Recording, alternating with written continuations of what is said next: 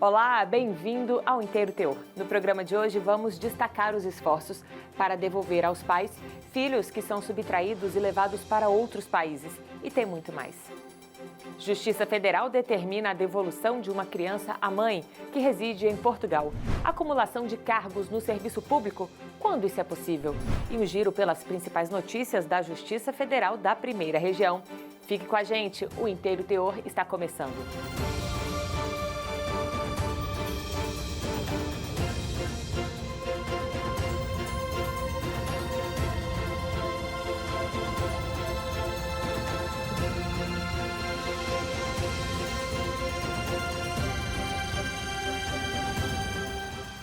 O Brasil é signatário da Convenção relativa à proteção das crianças e à cooperação em matéria de adoção internacional, também conhecida como Convenção de Haia. Isso significa que não pode ser admitida a permanência em território nacional de menores que tenham sido retirados ilegalmente dos seus países de origem. A convenção foi um dos embasamentos usados pela Justiça para devolver uma criança à mãe que reside em Portugal e detém a guarda unilateral do menor. A Convenção da Haia sobre Sequestro Internacional de Crianças tem como um dos objetivos assegurar o retorno de crianças que foram retiradas ilegalmente dos seus países de origem. A desembargadora federal Daniele Maranhão é uma das 5 magistradas brasileiras responsáveis por fazer a ligação da Justiça Federal com a Convenção da Haia para tratar do tema. Ela trata dos aspectos civis da subtração, que normalmente se dá nessas circunstâncias em que os pais estão em desacordo e um deles leva a criança para um outro país que não é aquele país da sua residência habitual. Segundo o Departamento de Assuntos Internacionais da Advocacia Geral da União, os pedidos para o caminho inverso, a repatriação, são cada vez mais frequentes. Hoje há aproximadamente mais de 150 ações ajuizadas pela AGU com base nessa Convenção da Haia. Ora, com a globalização, é inevitável aumento significativo das relações transnacionais e a partir dessas relações multiculturais, é natural e frequente que surjam conflitos. Num dos casos mais recentes, um brasileiro viajou aqui para o Brasil com um filho, fruto de um relacionamento com uma portuguesa, sob a alegação de visitar a avó paterna que estava doente, mas não retornou a Portugal, onde reside a mãe da criança. O pedido de repatriação foi analisado na 3ª Vara Federal Cível de Belo Horizonte. O juiz federal William Aoki explica os procedimentos adotados em situações assim. É feita uma análise processual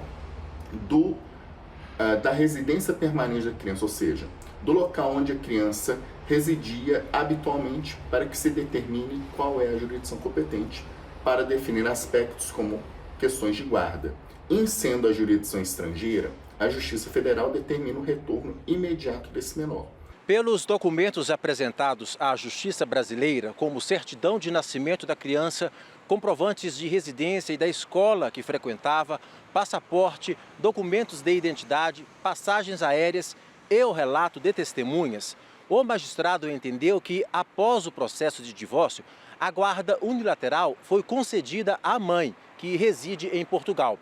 Com esses elementos demonstrados, foi determinada a busca e apreensão do menor e a repatriação. O magistrado salientou que a Justiça Federal em Minas Gerais contou com a cooperação da Autoridade Central Administrativa Federal para Adoção e Subtração Internacional de Crianças e Adolescentes, ligada ao Ministério da Justiça, do Conselho Tutelar de Belo Horizonte, da Justiça Estadual, dentre outros órgãos. Também contamos com a cooperação da Polícia Federal para que haja o apoio policial nessa repatriação e, talvez o mais importante, a cooperação das autoridades estrangeiras. O procurador-chefe da União em Minas Gerais, Braulio Lisboa Lopes, explica por que foi necessária a intervenção da Justiça Federal no caso. Tendo sido frustradas todas as tentativas extrajudiciais de solução desse conflito, a Secretaria de Direitos Humanos, que é a autoridade central brasileira, requereu a atuação da Advocacia Geral da União,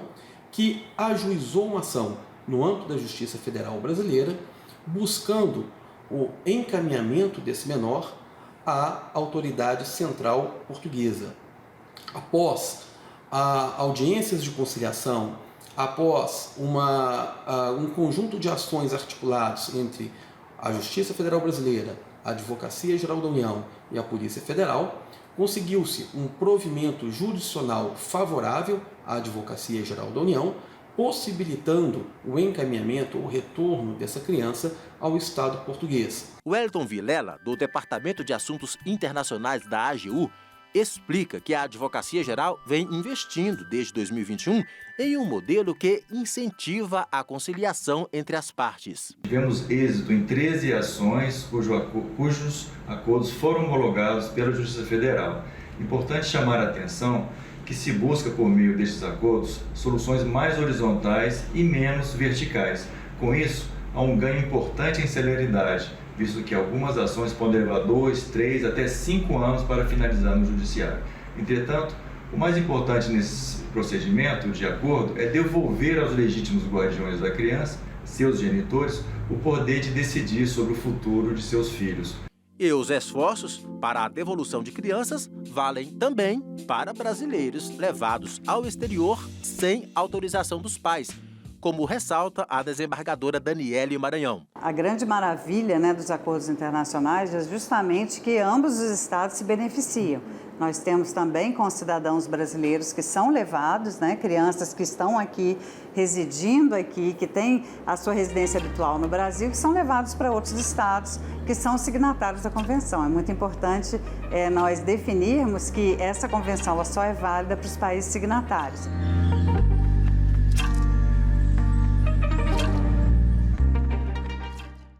Vamos fazer o intervalo agora e na volta você vai ver. A entrevista com o especialista Ricardo Escobar sobre o acúmulo de cargos no serviço público e as últimas notícias de maior destaque na Justiça Federal da Primeira Região.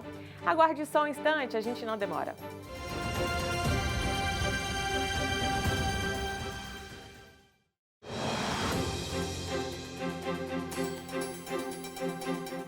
Atualmente, muitas pessoas optam por ter mais de um vínculo de emprego para completar a renda. Mas para o servidor público, a acumulação de cargos nem sempre é permitida. Confira no Inteiro Teor Entrevista as dicas do especialista Ricardo Escobar sobre os cuidados que precisam ser tomados para não infringir a lei.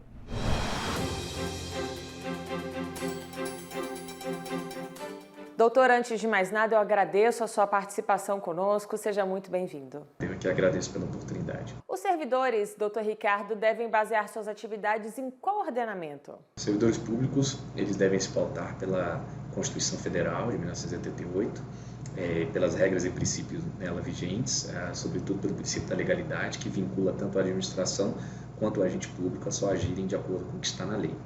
E também pelas demais normas que regulam a relação entre a administração pública e servidores públicos nos respectivos âmbitos e órgãos de suas atuações e jurisdição, como, por exemplo, no caso de servidores públicos federais em geral, pela Lei 8.112 de 90. E quais são os casos em que pode haver a acumulação de cargos? A regra geral é de inacumulabilidade. Então, a Constituição ela traz 3 hipóteses taxativas de exceção à regra geral em que se permite a acumulação.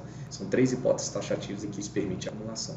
2 cargos de professor, 1 de professor e 1 de técnico ou científico e 2 cargos privativos de saúde. Quais são os impedimentos sobre a acumulação de cargos previstos em lei e o que justifica, doutor, esses impedimentos? Em todos os casos, tanto a Constituição quanto a Lei 8.112 de 90 exigem a compatibilidade de horário entre as jornadas, a fim de permitir a incidência das hipóteses de exceção à inacumulabilidade. Então, essa questão, a compatibilidade de horário, é justamente a limitação prevista. A justificativa para a limitação de horário está na intenção do legislador constituinte de coibir a má ou mesmo a não prestação de serviço público, na hipótese em que as circunstâncias do cargo, como unidade de lotação, localidade de servidor e horário, impeçam que ele esteja integralmente dedicado a um dos cargos os quais ele ocupa. Doutor Ricardo, e quais são os casos mais comuns relacionados ao tema levados ao judiciário? A questão da limitação é exatamente o que é mais sindicado no âmbito do Poder Judiciário, que analisa as questões relativas à compatibilidade efetiva, ou seja, no caso concreto, no dia a dia do servidor, no desempenho dos cargos dele e das jornadas de trabalho, o Poder Judiciário avalia se há essa compatibilidade, ou melhor dizendo, se a limitação exigida pela Constituição incide ou não na hipótese concreta. Uma outra questão muito debatida no âmbito da acumulação de cargos públicos e que muito se avizinha da especialidade da minha advocacia é relativamente ao devido processo legal administrativo para a apuração e conclusão sobre a compatibilidade ou não de cargos, de acumulação de cargos públicos, né, sobre a possibilidade ou não de acumulação de cargos públicos, em que a lei, no caso dos servidores públicos federais, a Lei 8.112 de 90 e seu artigo 133 e seguintes, exige a instauração de um devido processo legal por meio de um processo administrativo disciplinar, em que se pure, não é, a acumulação, em que se destine ao servidor a possibilidade dele apresentar suas justificativas, razões jurídicas e fáticas pelas quais ele entende que há uma possibilidade de acumulação dos cargos, e, não sendo aceita essa possibilidade de acumulação, que seja ele dado o direito de opção, cujo reconhecimento do pleno e tempestivo direito de opção é a boa-fé. A maior consequência jurídica do pleno e tempestivo direito de opção é a boa-fé, em que, por exemplo, se afasta a necessidade dele ter de repor ao erário pelo cargo, pelos salários recebidos no exercício do cargo não ocupado. Doutor Ricardo, obrigada pela sua participação, pelas informações que o senhor trouxe. Seja sempre bem-vindo.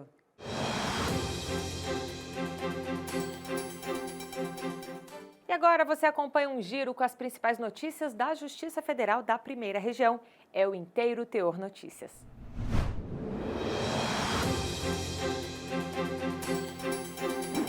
Olá!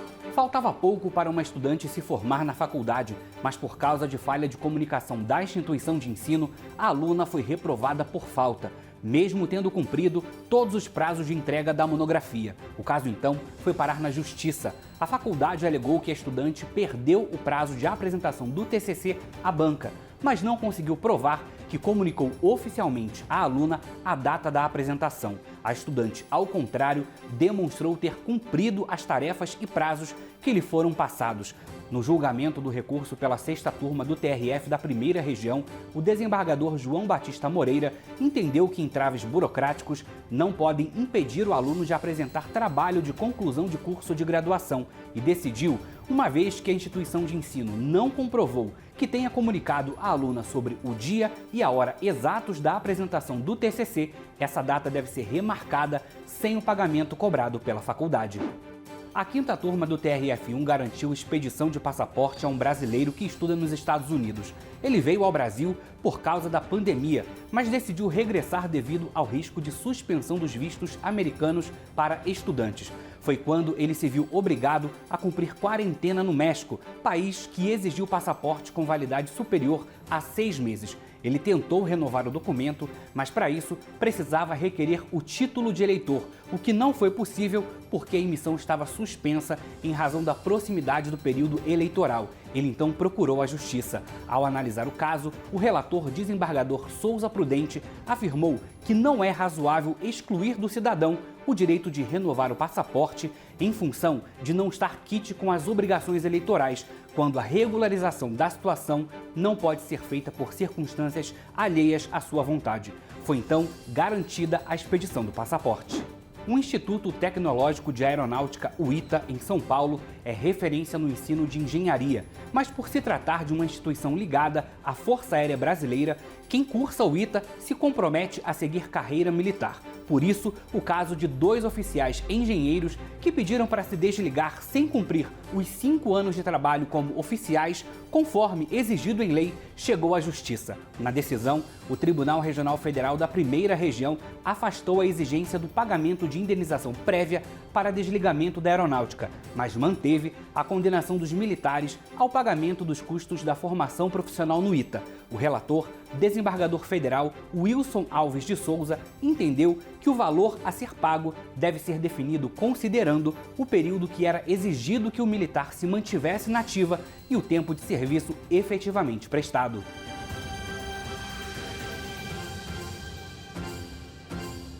Para saber mais notícias da Justiça Federal da Primeira Região, acesse www.trf1.jus.br ou as nossas redes sociais. Obrigada por sua companhia e até o próximo Inteiro Teor. Tchau!